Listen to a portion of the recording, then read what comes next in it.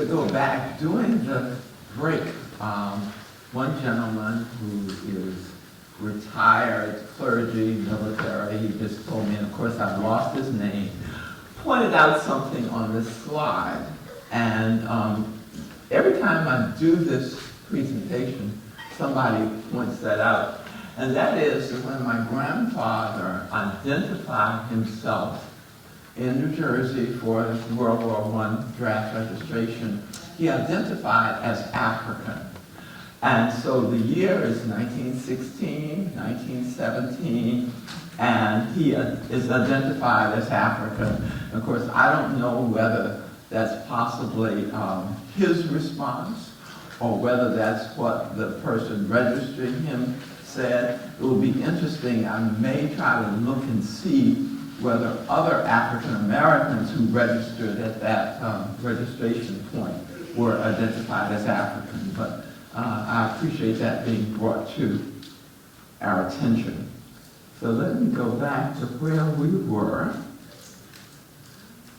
Okay, so we use the family treasures to tell all kinds of stories. So in Virginia, just give you a little bit of history. Around the turn of the 20th century, there were there were no public high schools for African Americans in rural Virginia. The public high schools that existed were in cities like Richmond, Norfolk, Alexandria. So what did the black community do? They did what we've always done, and that's they pulled together and Baptist church associations, individuals associated with what was then Hampton Institute, they put together these private schools. And in many instances, as they got started out, these schools were not accredited. And so what that meant, so this was a whole structure in the state of African American students graduating from unaccredited high schools across the state. So what they had was an on-campus high school at Virginia State. Well, the different names that the institution had, but what eventually was Virginia State College when I graduated from there. But there was a high school called Virginia State High School. And so what that meant is if you finished high school from one of these unaccredited schools and you wanted to go on to college, then you had to go and do high school some more in order to proceed. So this pretty tattered document that you see is my aunt-in-law's high school diploma from Virginia State High School, which is on the campus of Virginia State University, or Virginia State College at the time. Now it's interesting, my mother always told the story and would weave the oral history in. She said when she graduated, she was at Virginia State for 5 years. She went another year of high school and 4 years of college. And she says during that year that she had to take 3 hard science courses, biology, chemistry, and physics, because there were no labs at her high school, her original high school. And so that school was accredited, I think, in 1934. The school run by the Baptist Church Association, but of course she had graduated in 1928. But this is my aunt's high school diploma from Virginia State High School. And unfortunately, I don't have, I say they kept everything, but they didn't really keep everything. So I don't have my mother's, she would have had one of these too, from Virginia State, well, her original high school, which was the Rappahannock Industrial Academy, and then Virginia State High School, and I don't have hers. But what I do have is my father's second high school diploma from Fine Institute. Fine Institute was a private school, and these private schools tended to be boarding schools because, students couldn't just travel around with cars the way they might now. And so Fine Institute was in place beginning in 1876 and it functioned to 1946 in Chase City, Virginia, which is 150 miles from where my family lived in King and Queen County. But my grandfather had worked hard. You see, he worked as a farmhand, and then he taught, he preached, and he was able to send these two older boys to Fine Institute, a boarding school. And so this is my father. You see Randolph Kyler White. This is 1932, his second high school diploma, because he would have gotten the one from the Rappahannock Industrial Academy. And so this one before he could then proceed at Virginia State. And so we've actually used these in an exhibition on education, an exhibition at the Essex County Museum, as we tell these kinds of stories. But it just helps to visualize. And so this is just photographs I pulled in from the internet of Fine Institute, and even the highway marker that states that. And of course, it's interesting, everything is so connected. Many years later, in the 1970s, a cousin whose family had migrated from Middle Peninsula, Virginia, to the Philadelphia area, turns out his wife had attended Fine Institute from Philadelphia as a boarding student. So this is my mother, Virginia State College for Negroes, and I am so fortunate.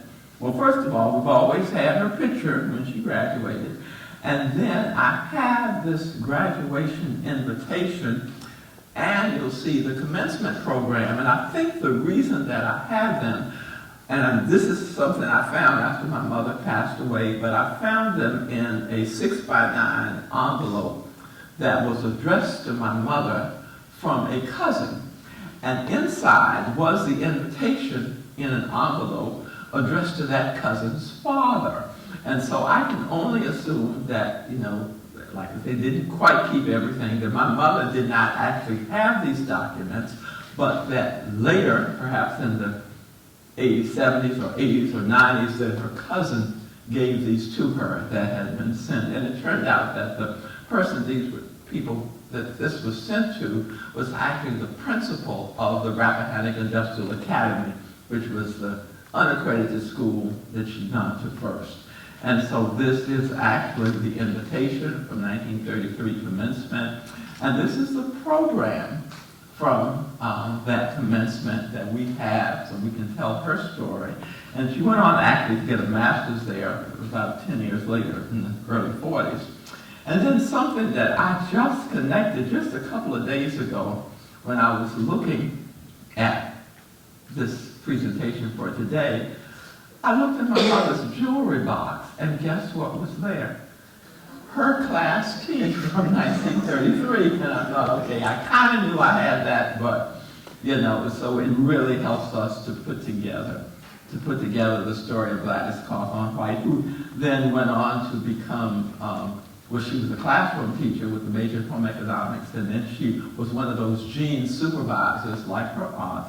And then on retirement, she wasn't through. She went on to become a funeral director with my father, but I'll show you something from the funeral home later. The next person, this is J. Harold Montag, who was a conductor, composer, professor of music. He was my father's maternal first cousin. And Harold Montag and his father had been a part of that great migration done from rural King and Queen County, Virginia, to Hartford, Connecticut. And so that's where Harold was born and raised. But then he ended up in the South. He created the music department at South Carolina State and in the late 20s, and then went on by, I guess, about 1930. He was at Virginia State, where he created the music department and the a cappella choir and so on. And so, like I've said, people will give you things.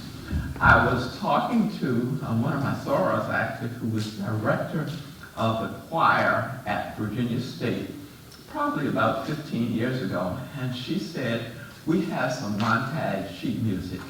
And so he was an arranger, and so I was just overwhelmed when she gave me two pieces of music. This Let Us Break Bread Together arrangement, J. Harold Montag, and then I think the other one is Joshua Fit the Battle of Jericho, and she's given me those Montag copyrighted spiritual arrangements. And what I noticed is that Montag died very young. In fact, he was in his 40s. He died in 1950.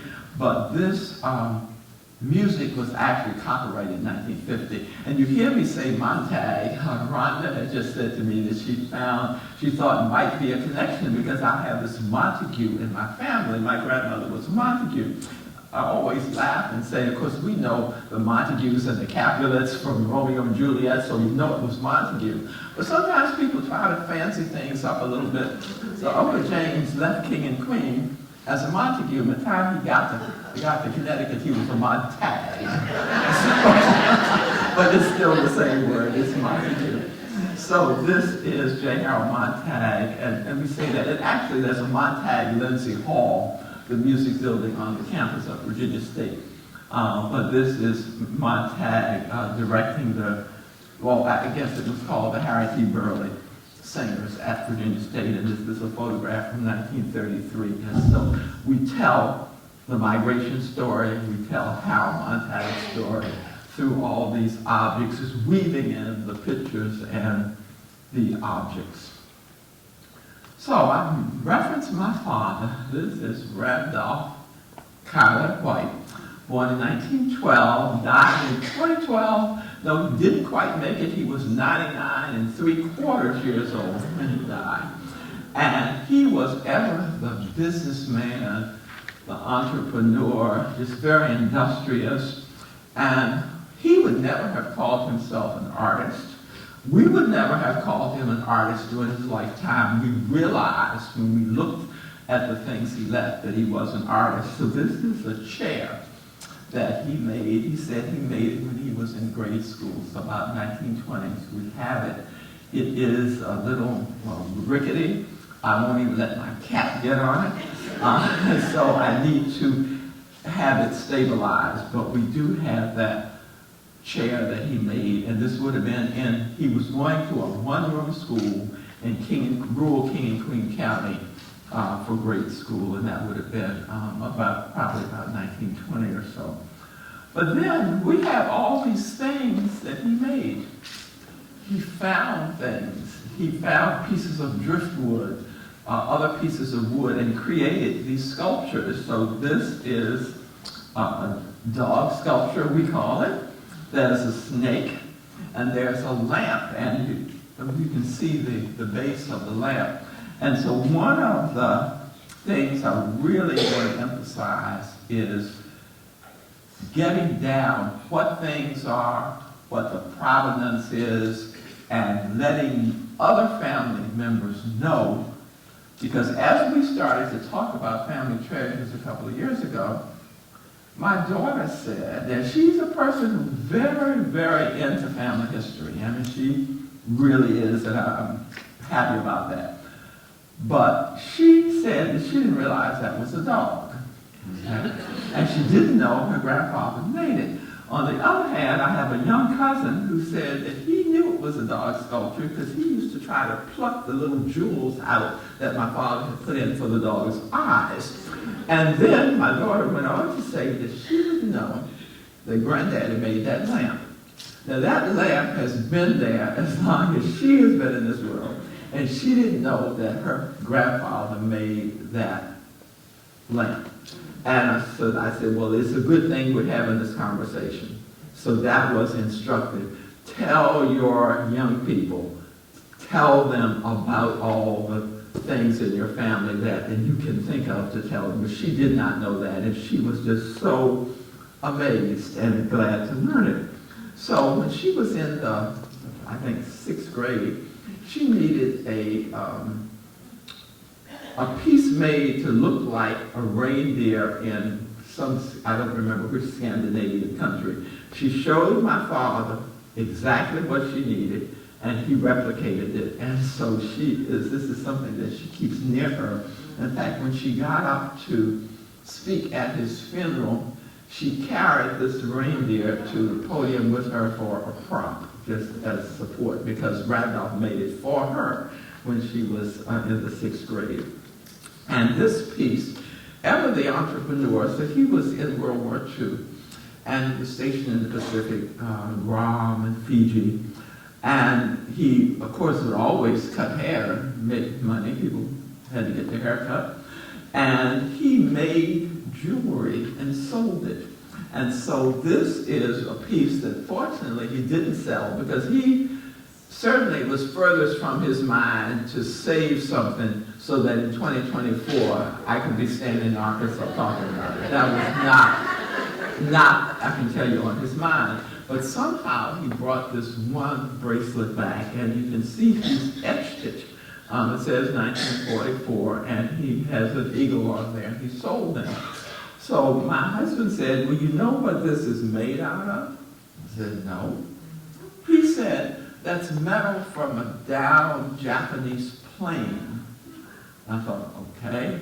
I didn't know that because I really didn't talk to my father about military. I wasn't really interested in military and didn't know that I should have been talking to him. And so fortunately, he and my husband had had that kind of conversation. So he was able to tell us that that's the origin of this metal. And of course, it's one of my daughter's most prized possessions.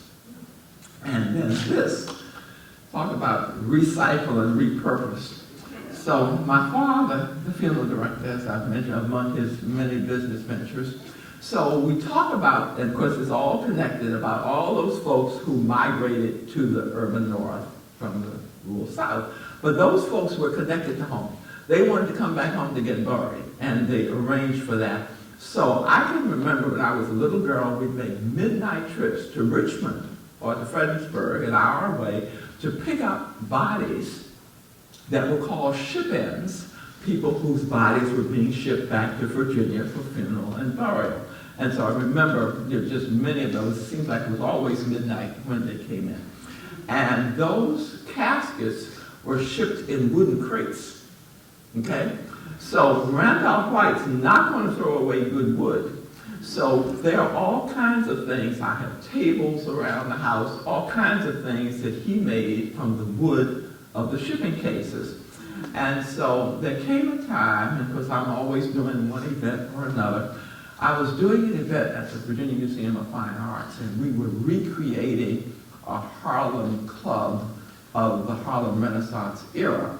And of course, I wanted to have cigarette girls.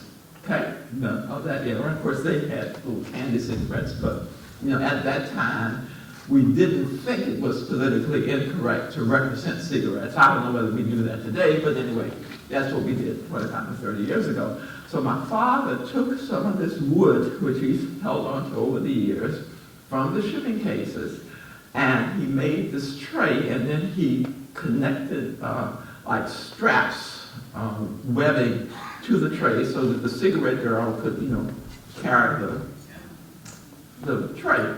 And so we did that for this wonderful Harlem Renaissance evening. And that was, Harlem Renaissance ended. I did not think I don't even have a picture of the cigarette girl's tray. But then my husband he is ever the cook, and we'll talk about that when we talk about recipes and family cookbooks. So he shells pecans. He shells them incessantly. So he bought this little device that you see there that's in the center that just makes it so easy to take the shells off of pecans. But when you operate this lever that you see there, the pecans just go everywhere, the shells. So Randolph had the idea that he would mount, now this is the old cigarette girl tray, he would mount that device in the tray, and so it's not going to dance about when you use it. The pecans are contained, the shells are contained, and so that is presently what Phil Bladen, my husband, uses to shell pecans. And so, again, Randolph's creation, he was truly, truly creative. Moving along, I'll do this quickly because we want to allow for some time for a question and discussion. So when people know that you are interested in things, as I said, they will call you. So I got a call from a cousin one day, and she was she's 92 now, so this was probably about 5 years ago. And she had been living in her parents' home. Her parents married in 1918, and she had been living in that home, and that was 2 stories, so she was ready to move out of that home and go into a senior citizen apartment or something that would, while she could still make those kinds of choices. And so there was this house to be cleaned out. So she said, come. And so I went, and we were together for 6 or 7 hours, and I was just looking through papers, not knowing. And lo and behold, I saw my grandmother's handwriting. I recognized it. And this was an envelope addressed to Mr. and Mrs. Tommy Jones. That was the parents. Those are the parents of the cousin that I'm meeting with. And lo and behold, it was my parents' wedding announcement. They got married on April 12, 1942. And the year, I guess this was probably it's just before the pandemic, so it was probably 2019 we were having this conversation. And there is the wedding announcement. And the postmark says Tappahannock, Virginia, and it says April 13th. And so it tells me that my grandmother was probably really organized. The wedding was at home on Sunday, that she had the announcements ready to mail on Monday. And so what I did, because with these cell phones, I took a picture and didn't say a word, just sent that picture of that invitation to my daughter. And I said to my cousin, the phone's going to ring in about 2 minutes. And it did, and she was screaming. She said, where on earth? Where did you get that? And that's how we got that announcement and of course it's engraved, it's actual engraving, and there's a little symbol on the back that says it's Crane's Crest paper. So although it was a bad time during the war, in fact, you'll see that it was a very small wedding in the dining room at home. The bride wore a navy blue suit. And so you can see that, some things were not in place because it was World War II. And actually, my father was getting ready to go away in the Army. But you can see that that is the wedding at home. And so we've always had these pictures, but we were just delighted to have. Of course, my family, my immediate family, did not have that announcement, but this cousin had it, and it came back to me. And of course, in that time with her, in fact, I spent about 6 hours that day, and then we spent another day, all kinds of things that were entrusted to me by that cousin. And so I have that responsibility to care for those things and then be at the appropriate time to move them on to the next generation or to an archive. And that's a decision that always needs to be made. This is really weird. It's different. So my mother, as I indicated, was one of those gene supervisors. And so what she did was go around from school to school. She was kind of a resource to the teachers. And so I found this, which is really strange. It is a poem written to my mother. The poem is at the top by the young ladies in Mr. John Henry Sinclair Walker's math class in Middlesex County in 1942.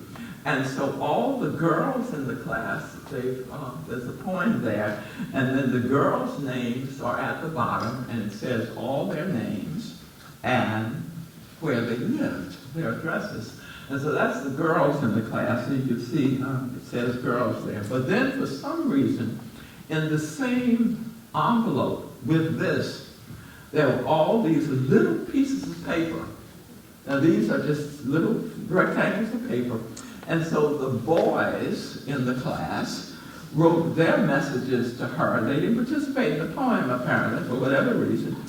They wrote their messages on individual little slips of paper, and that was given to her, and she kept it. So we actually have this image and an exhibition on education in Middlesex County, because Mr. John Henry Sinclair Walker he was the person who kind of started the first public high school for black folk, and the high school was eventually named for him. So I graduated from Sinclair Walker High School. Anyway, but this was Mr. Walker's class, and I just thought that was really, really unusual, but that's what they did. So we collected a number of things, and we'll be talking about cookbooks. One of the things that we had talked about at some point during the cookbook is that there might have been a home remedy section. But that actually didn't materialize. But my mother has written out the recipe for mustard plaster. Now, I don't know if any of you know what a mustard plaster is, but a mustard plaster is used to bring heat. You put it on your chest to break out congestion if you have a cold. And so she has written out that you use dry mustard and let's see what else is in it. White flour, dry mustard, and then petroleum jelly to protect your chest.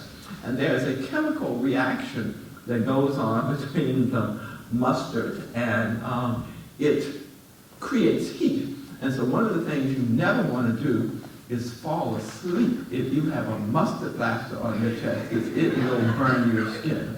So Gladys has written out the instructions for mustard plaster. And then at a point when we were going to, thought we might be placing them in a cookbook, that we have typed it out. And of course she's very, the instructions, she says, take a piece of cloth, perhaps a piece of an old sheet, and she tells you just how, from a practical standpoint, how she is creating this mustard plaster to break out the congestion in your chest. And that was just one of her many, many home remedies.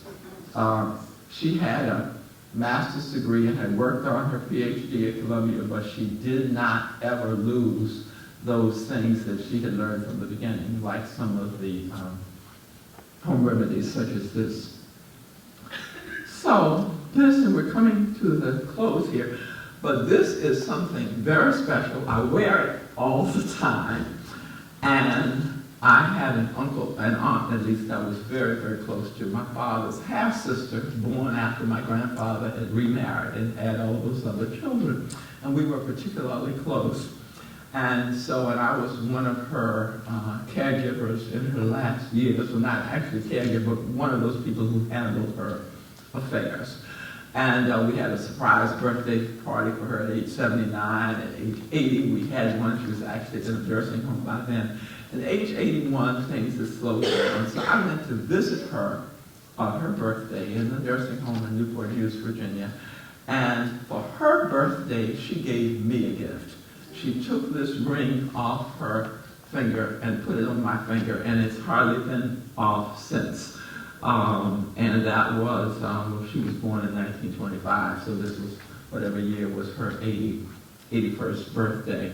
But it's really unusual because all of those, the band itself, these are multiple rings, many, many individual rings, and then there's a pave diamond disc that's on there. So one of my prized possessions that I will pass on to my daughter. And then, some other things. This is a picture of my father, and as I said, many children. He's one of 9 that grew to adulthood. So this is the 9 of them and their spouses, along with my step-grandmother and her then-husband, my step-grandfather, if you will. But anyway, you see there, my mother is holding this purse right there. And this is the purse. I have it. It's patent leather with a tortoise shell handle. And I've actually had it worked on by those people who help to condition the leather and those kinds of things so that I can have it for many years. But it's just really great to be able to, yes, she used this purse. It's not just something that sat in the closet. And then, some things are more recent. My husband was an actor in college, and he acted with the Virginia State Theater Guild, and we found, and you can see that this wasn't cared for. You can see that it's chipped away at the edges, but this is a poster, and this was the Virginia State College Theater Guild production of Medea with Philip Blady as King Creon, and we don't even know approximately 1966.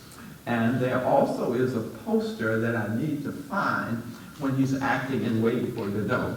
That one now I'm really organized more recently. Things from earlier, I'm getting there. And so I have to find it and make sure that it is cared for.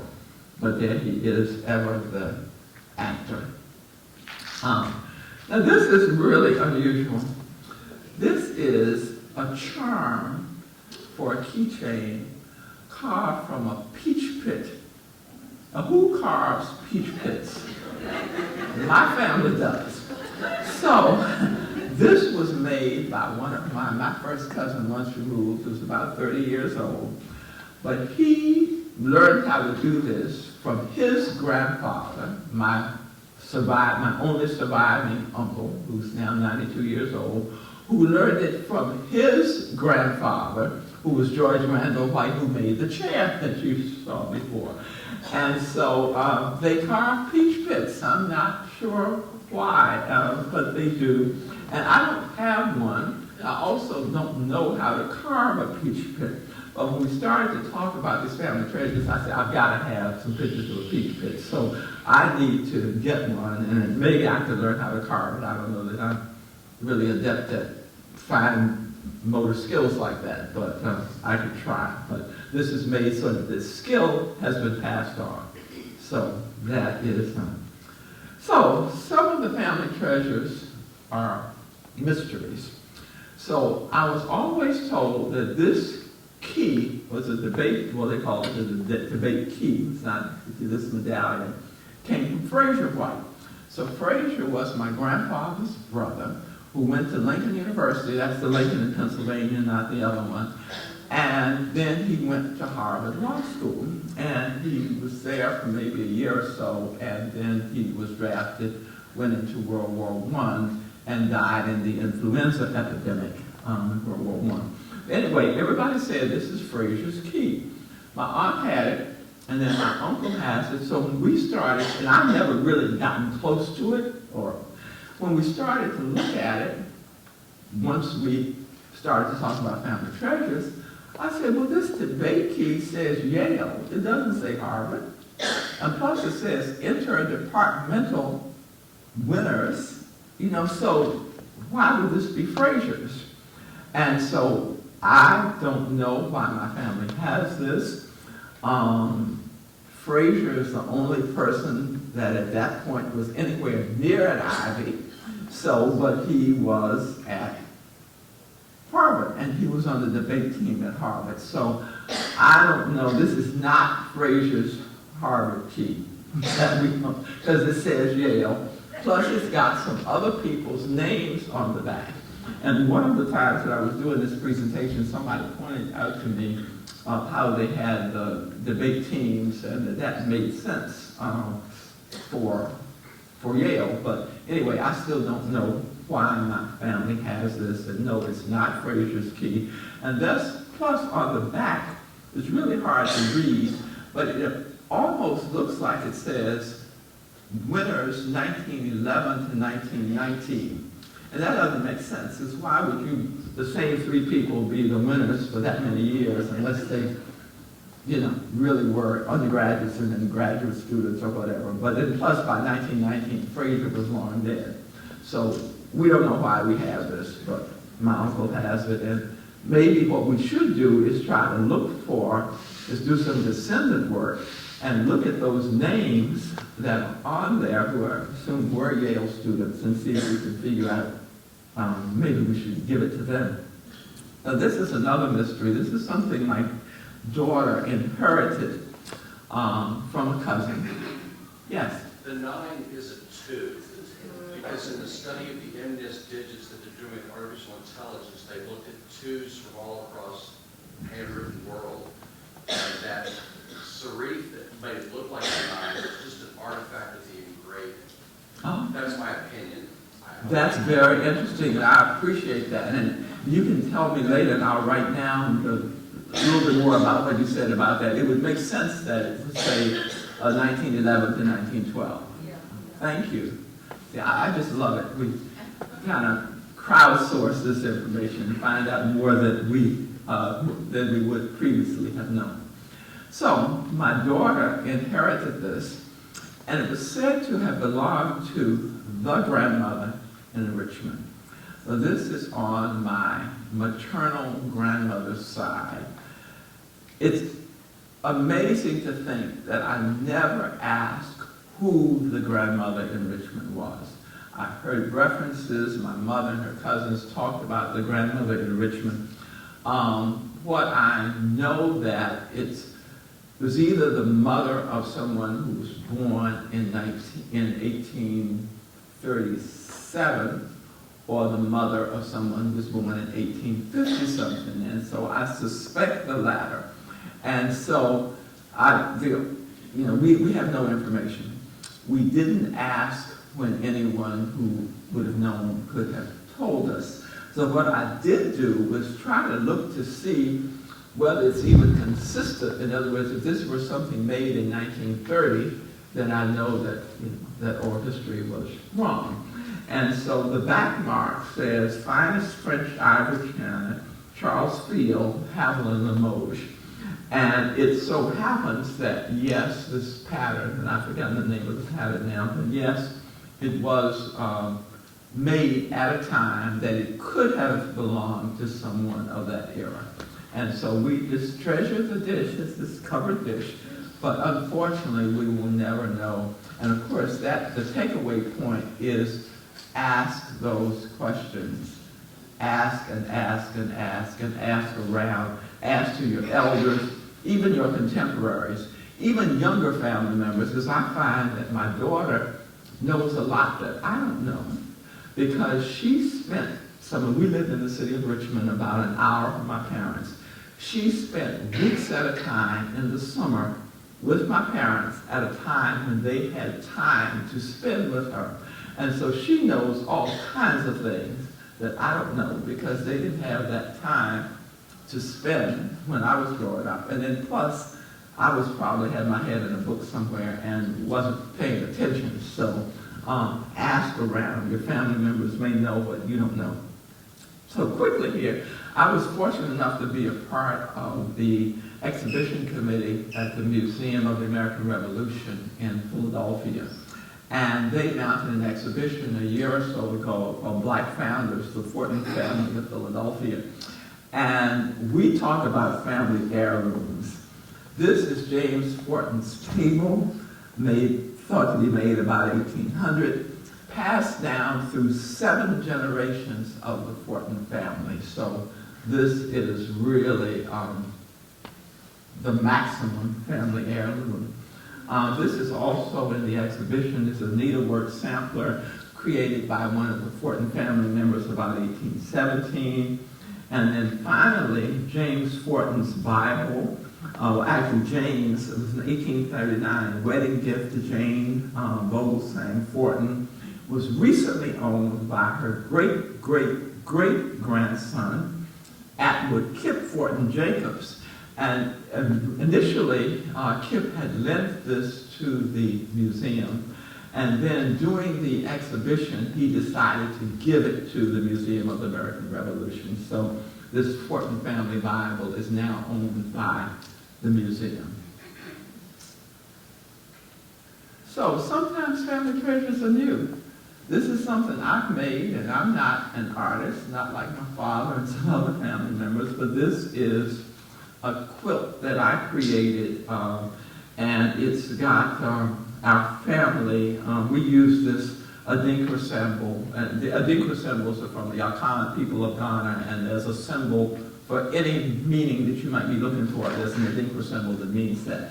And so this Adinkra symbol represents the family as entity of security. In fact, it's actually represented as a courtyard with buildings around it, and so that those buildings provide protection as the family provides to its members. But anyway, that's the logo that we use for our family.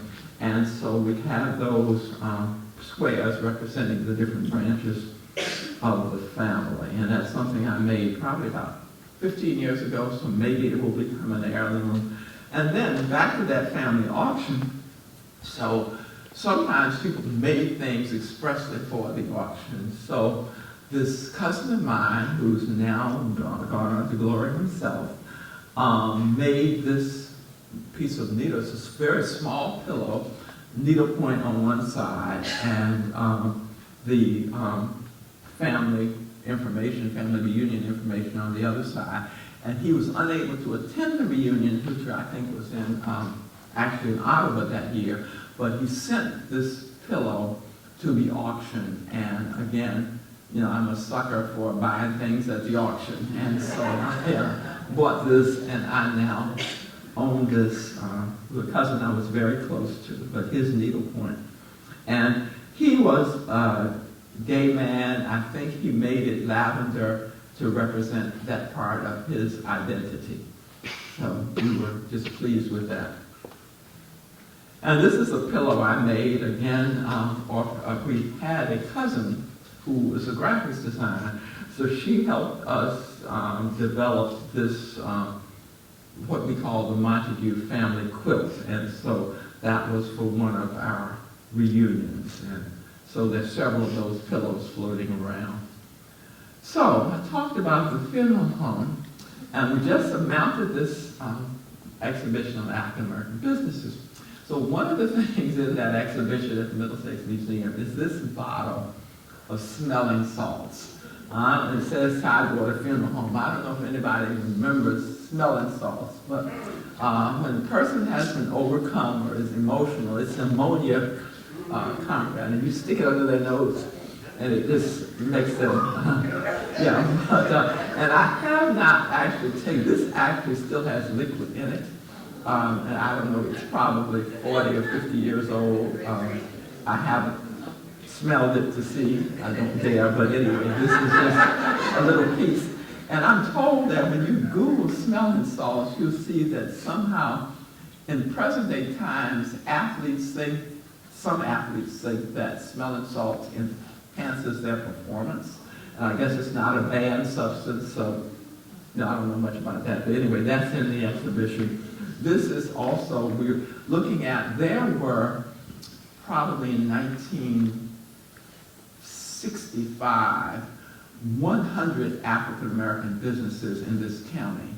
And now there are maybe 20 that are registered as businesses. And so this exhibition we mounted at the museum highlights those businesses largely of the 20th century. And this is just a matchbook that actually was purchased on eBay that references this roadside inn that, in fact, my next door neighbor actually operated this business. And this is also in the exhibition. There was a black florist in Middlesex County at that time. And what we are able to show in the exhibition is how black businesses supported each other, because this is an invoice to Tidewater Funeral Home, which is my father's business, and he's supporting the florist. And we see those interconnections between the businesses, and though that documented. Actually, we have photographs in the exhibition from someone's wedding, of a wedding that this person designed. I think the couple's now been married for 65 years. And so they provided us photographs that then went with this invoice to document that business. And this, get to the end, this is something that I found in my parents' home. This is a lease. My father is renting a building to operate dry cleaners, and the year is 1947, before I was born.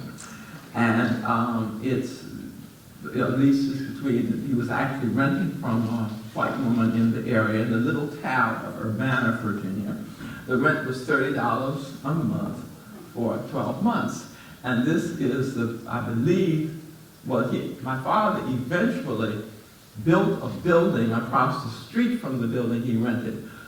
He built it from cinder blocks that he actually made himself. And we've got some of those cinder blocks too, but that's another story. But this is that lease, and this lease is in the Black Business Exhibition, as is this photograph of my father and his firstborn, me. And so it's about 1950, and there we are in front of the building that he built. And of course, the last time I showed this, folks said, "Do you have your tricycle?" No, I don't have my tricycle, unfortunately. But at any rate, that is in the end. This is actually a photograph that we colored. It was black and white. And then just the way that we share, pandemic, of course, we share photographs. We've got this white family Christmas dinner that's taken place every year since at least 1957, maybe before. And so this was just how we shared electronically, and this was photographs. And then that was 2020. In 2021, then we shared family treasures. And this is when I asked my family to, send what they had. That's when we learned some things about the chair you saw. We learned about Lilburn Tree having 2 bells. And when we shared things, folks said, oh, people who had said, I don't really have anything, when they saw what we shared, they said, well, I could have shared so-and-so, and I could have shared that. And we said, well, next time. And so we are going to do it again. But this was like the opening slide for the slideshow that I put together as we had that white family Christmas dinner virtually in 2021. So you want to document your family treasures, make an inventory, describe what the item is, what it looks like, when was it made, and you aren't going to know all of this about everything. You just write down what you do know.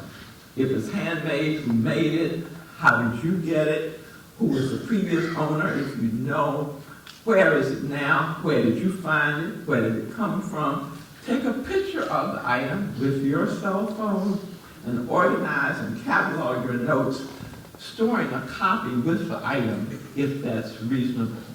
So this is an inventory that I just did, just to give you an example of that, the gold piece that my grandmother received being treasurer of the Women's Convention. So what is it? It's a pendant, inch and 5/16 high and 1 3/16 inch wide, with a scroll surrounded by a laurel wreath border. And I say what the inscription says. I say it's possibly gold. I suspect it's 10 karat gold, but I just have to say possibly gold. And then I say presented to Ida as Cawthorn, her dates, when it was presented to her, by whom, for what reason. And then I say previously held by her daughter, my mother, and now held by her granddaughter, me. And then where? It's in a jewelry box at my house so that somebody can find it when I'm no longer able to tell them where it is. And then additional information about her, native of King and Queen County, Virginia, lived in Essex County most of her adult life, graduate of Virginia Normal Industrial Institute, and so on. And so, and I dated it, and I did that on December of 2021. And so you want to do that for each thing you have, and that may just seem like a formidable task, but at least start with what you think are the most important, or the most valuable, and get down. And that's what I learned is when my daughter didn't know what certain things were, then I thought, okay, you have a problem. And so you know what you need to do to fix that.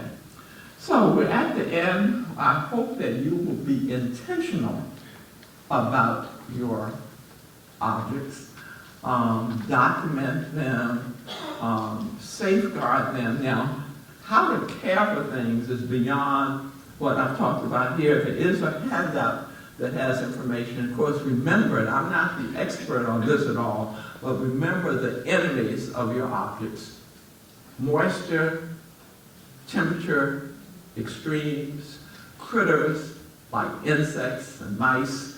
And so you want to make sure that your things, because I've seen so many like that. The diploma from Virginia State High School is all tattered around the edges because some critters probably ate the paper around the edges. So you're going to write down everything, share with family members, and remember that what you create is an heirloom of the future. I've heard people say, well, I don't really have anything. I was adopted. I was in foster care. Well, create things that become the heirlooms of the future for your family. And then make sure you care for your treasures and have them treasure it. So,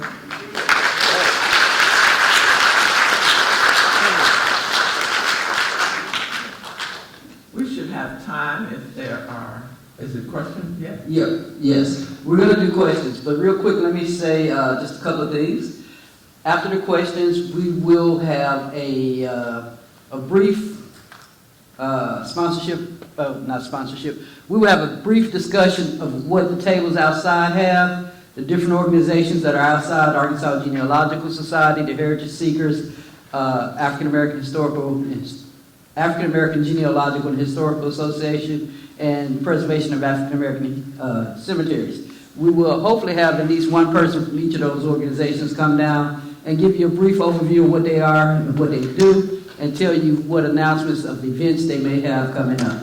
So at this point, we will have questions, and thankfully, we got a couple of staff members that will come around with a microphone. I ask you to limit your statements.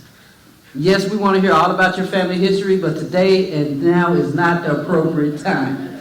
So be really specific with your question. Don't ask me about grandma's maiden name by telling me all the different husbands she had and da-da-da-da. Just say, what was grandma's maiden name? That's just an example, okay? But if there's a question, raise your hand and we'll get somebody behind you.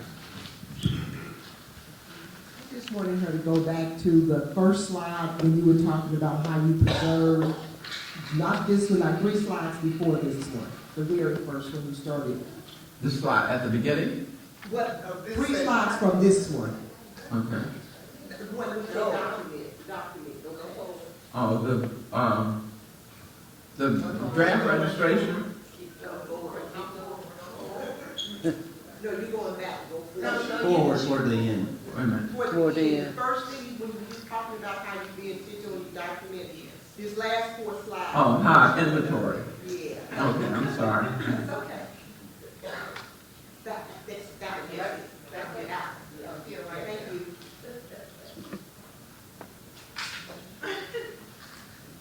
That was it. Thank you. Okay. Yes, I have a question about the invitation, which I can still think of it as an invitation to the marriage, to your parents' marriage. It was postmarked April 13th, Mm-hmm. so she sent it afterwards. Right, this These was not folks an were- It wasn't invitation, an announcement. it was an announcement.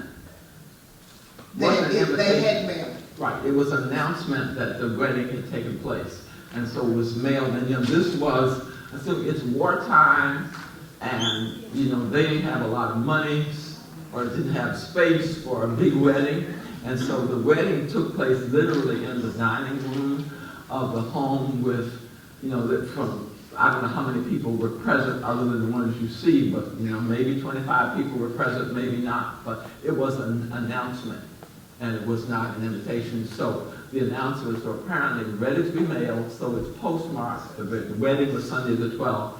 The announcement is postmarked on Monday the 13th.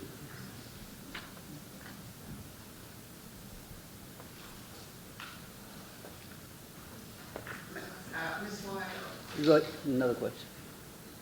I just want to know, I might have missed it, were you a teacher? Is a lot of your family members were teachers? No. Okay, what did you do? Well, it's interesting. The one thing I knew is that I didn't want to be a teacher. I had no direction whatsoever when I graduated from high school. And my mother was somewhat frustrated because she had wanted to go to medical school and didn't have the resources to do so. So she had this dream that somebody was going to go to medical school. And I had no direction, really. And so I majored in biology and chemistry. And after about 2 years, I thought, I'm going to do this. And I didn't know what I wanted to do. And I knew if I changed, why change your direction? You don't know where you're going, so just kind of stay where you are and get a degree and get out of there. So that's what I did. And actually, for a couple of years, I did research in genetics, isobodies and immunoglobulins at Medical College of Virginia, which is now Virginia Commonwealth University. Anyway, I ended up in law school. So, and so I was a practicing attorney for quite a few years. But no, I knew, and I made sure I didn't even take any education courses, and somehow there was a physical education requirement to graduate. So I took this 1-hour course called School Health, just to get past that physical education hour. And when I finished college, my mother got me a job teaching high school chemistry in King and Queen County, Virginia. I said, thanks, but no thanks. No, I'm not doing that. And I wasn't equipped to do it anyway, but anyway. So the items that you have in your home, do you have plans to donate them to a local museum, or what is your legacy plan for the items that you have that you've shown us? That is a very, very good question. What is your legacy plan? And that's a good terminology, and everybody needs to have one. One of the things that, as I look at donating to institutions, now I was on the board of the Black History Museum in Richmond for about 20 years. I've been on the board now of the Middlesex Museum for 7 or 8 years.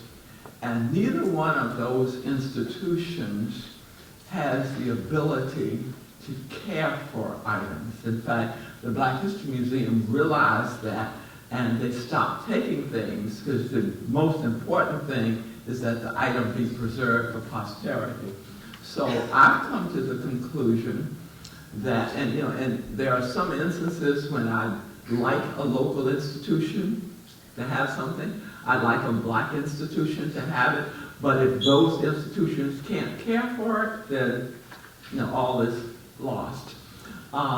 So what I've concluded is that the items I have will go to one of our two. The Library of Virginia is the Virginia State Archive, and not only do they have state government documents, but they also have things much broader, privately held things, and then the Virginia Museum of History and Culture. So those are the two places that I'm focusing on. Most likely Virginia Museum of Fine Arts, and I guess we have to, like the document that is the Postal Commission for my great-grandfather, at what point, at this point, is in that acid-free container in my house, and so my daughter and I have to make some decision, which I think that's an easy one. I mean, that we pass on. We've got good scans of it. We can have copies of it. We can even frame copies if we want, and so we pass it on. Some of the other things may be harder. I have some friends in OGS, which is the Afro-American Historical Genealogical Society, who donated things to the National Museum of African American History and Culture at the Smithsonian, and there are millions and millions of objects there. And so that's really good, and I love that museum, and I've been lots of times, but I personally tend to lean towards something more accessible, at the state level, and so that's kind of what I'm thinking. But, as genealogists, as family historians, most of us, many of us have gray hair. And so of course, even if you're much younger, then there needs to be a legacy plan. But that is something my daughter and I are working through and talking about. In fact, our Genealogy Society, another, is celebrating its 20th anniversary this year, and one of the things we have is speakers coming into that event to talk about just even your genealogy product and what happens to that when you're no longer alone. So something we all need to deal with. Don't forget your local, Brian, there's a question out here. Don't forget your local archives. The Central Arkansas Library System has an archive here that has been very useful for people from all over the world, so don't forget about us. And Brian is our head archivist. He can tell you whether we want it or not, okay? Ms. White? Yes. Thank you. It's very easy what I'm asking you to do. Would you please go back to your slide of your quilt? And the reason I'm asking you to do this is I have two sisters who had to cancel out today. I miss them, but they do know that I am a records keeper and note keeper. And both of them asked me to bring back as much information as I could. And I've been writing it all while you're talking, I'm writing. So I would like your quilt so I can get a photo of that. Okay. I'm happy to do that, and the library has this PowerPoint And so I don't know whether they have the wherewithal to share it. I don't want to be creating work for them that may not be what they want to do. But I'm happy to share the PowerPoint. If you email me, I'll share it. If they can, they'll share it. I took a picture of the quilt because I'm a quilter, Mm-hmm. and I'm gonna make a quilt for my family. All right. Thank you. Got two questions over. Hello. One, thanks for coming. I have two questions. One is, how do you preserve things like family Bibles? And then, how do you get information on like social groups like the National Association of Colored Women? Okay. Now my hearing is not the best, and that's because I probably should be wearing a hearing aid. So start again and tell me the first question. How do you preserve items such as family Bibles? How do you preserve them?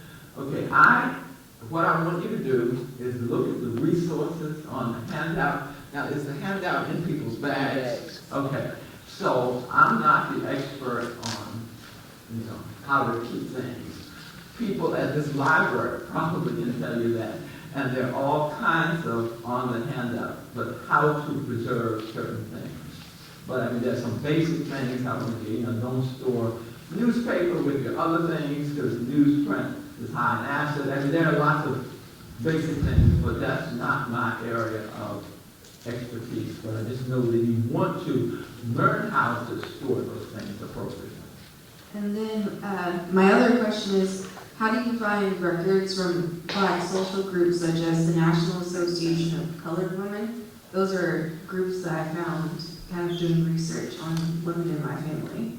What is the question again now? How do you find records on social groups? So, for example, the National Association of Colored Women. Okay, so... And that might be like a Rhonda question too. Yeah. Well, I would just say that you never know where things are held. And that's kind of beyond the scope of what we're talking about today. But for instance, there is a group called the Negro Organization Society that was primarily a statewide group in Virginia. The archives of that group, the papers are held at Hampton University.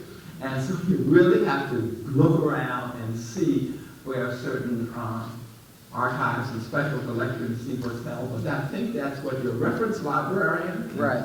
do. Sometimes you can also find things through the Library of Congress. You go to the Library of Congress and go through their catalogs, or the National Archives and Records Administration. That's where I would start. But if it's a local group, start locally.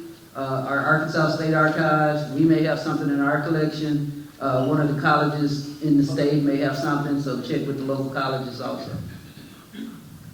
The other thing is I had spent some time, I was doing some church research, and I ran into a woman who was a part of that migration pattern now to from the rural south to the urban north, and she was president of the National Association of Negro Business and Professional Women's Clubs, which is a group still in existence. And I've not been able to find that their papers are held in a particular place, but I've been in touch with their national office, and then I look all kinds of places. Like one of my favorite places is the ProQuest Historical Black Newspapers, which is a collection of about 10, the archives of about 10 African American newspapers from around the country. So just all kinds of places. Yes, would you please go back to the slide of the recipe? I don't remember the name the of it, mustard but plaster. yes, the mustard plaster. I'd like to take a picture of it. And also, if you'll go to the slide after the mustard plaster of your mother and father's wedding picture. Okay. I have a question on who the two men were sitting down in front of them on the their right. All right, sure. Well, this is the mustard plaster, and my email is if anybody wants me to email this, just don't tell me today, but email me, and I'm happy to share any of this with you. But this was her recipe for mustard plaster, and it will, it's better than Vicks Vapor Rub on your chest. I noticed that's for 8 body parts. Yeah, yeah. But it creates heat, so any body part, but she used it primarily if you had a chest cold, then you were going to get a mustard plaster. And the smell was not that nice, but you were going to get a mustard plaster. And then you also wanted to see the invitation. Oh no, the picture of the wedding. I think I'm going the wrong direction. Okay, so the man seated is Robert Henry Cawthorn, born in 1857, died in 1948. He died when I was 4 months old. And that is the person, my mother's grandfather, that is the person whose postal commission you saw. And it's such a long story there, a whole another lecture, that he was the son of the slaveholder. And they lived on an estate called Mount Vista, and that property ended up, some of it being sold to the Baptist Association for the Rappahannock Industrial Academy. So it's a whole lot going on there, a lot of history. And so my daughter and I owned property that had been a part of Mount Vista, but I always emphasized that no, it didn't get passed on. He actually got 30 acres, but no meal, believe it or not. Not even the 40 acres, but from his father, and he passed it on to some of his children. But the part of it we owned, my grandparents actually bought from somebody else that had changed hands in the 1920s. And we have 3 cemeteries on that property. The Black Cawthorn Cemetery, the White Cawthorn Cemetery, and then something called Old Folks Home, which is a whole nother discussion, which is senior citizen residence run by the same women's convention that they operated beginning around the turn of the 20th century. But anyway, that's Robert Henry Cawthorn, and he died in May of 1948. One more question before we have our individuals from the organizations come down and take a break for lunch.